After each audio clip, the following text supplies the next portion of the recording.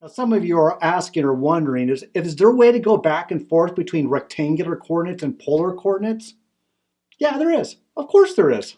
So let's understand what we have here. We have some relationships I have marked where I have some point designated as r comma theta in polar coordinates, but it's also some point x and y. So we know that we can relate this distance x right here as r times the cosine of theta, and this distance y is r times the sine of theta. We remember that x squared plus y squared equals hypotenuse, or in this case r squared.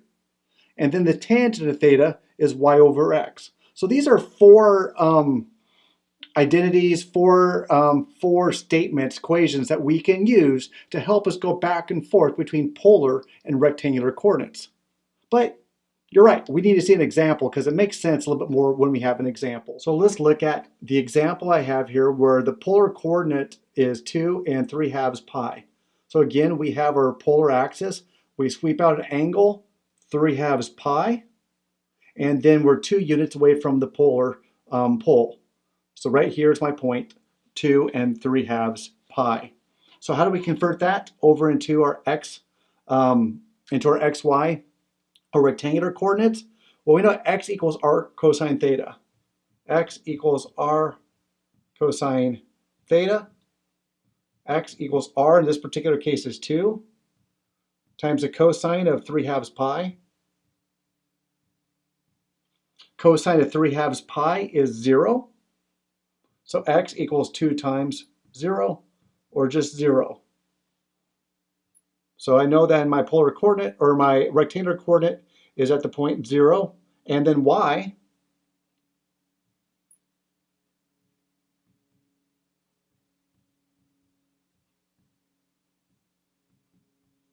sine of 3/2 pi. Sine of 3/2 pi in this particular case is -1. And then so I get a y coordinate of -2. And so there I see polar coordinate and rectangular coordinate. Of course, this one looks familiar to us, the rectangular coordinates. It's over 0 and down 2. But I wanted to use it to show you that we can use these conversions to help us get from polar coordinate to rectangular coordinate. Let's look at -8 and pi thirds as our coordinate, as our polar coordinate. So what is its rectangular coordinate?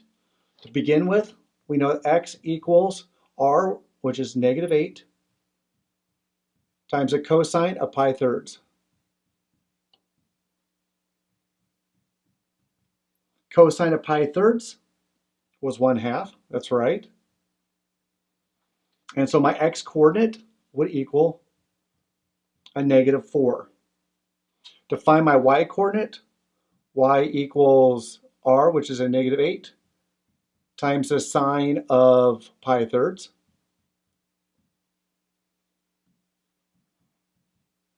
Sine of pi thirds, √3 over a 2. Multiply that on out, and that produces a -4 √3. So my rectangular coordinate that corresponds to these polar coordinates then would be -4 and -4 √3. And so there's my xy coordinates.